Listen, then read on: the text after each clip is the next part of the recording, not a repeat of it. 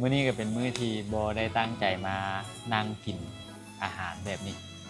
แต่ว่าได้มาลิ้นแคมป์หออะไรก็เลยว่าพาเมียมานั่งกินอาหารเปลี่ยนบรรยากาศ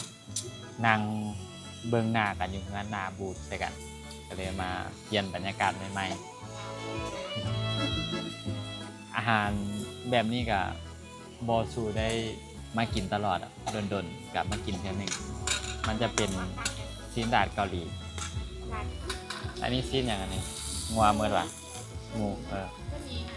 งัวอาหารเป็นตากินขนาดมีหลายอย่างเป็นเครื่องเคียงนี่ตัวนี้มีตัวนี้เป็นสาลายและตัวนี้เป็นนี่อย่างกิมจิตัวนี้เป็นกิมจินี่แหละก็มีมักเก็ตมีอย่างไรเป็นตากินขนาดเป็นตาแซ่บขนาดคือมันได้บรรยากาศนะลมพัดมาเย็นๆติดกับแม่น้ำคลองเจ้าเบิ่งเลยบรรยากาศข้างหลังโคตรดีเลยแล้วก็กินสิ้นอ่ะกินอย่างกระแทบไปบรรยากาศแบบนี้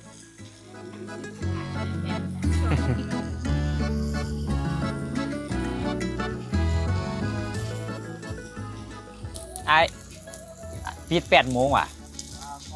9 โมง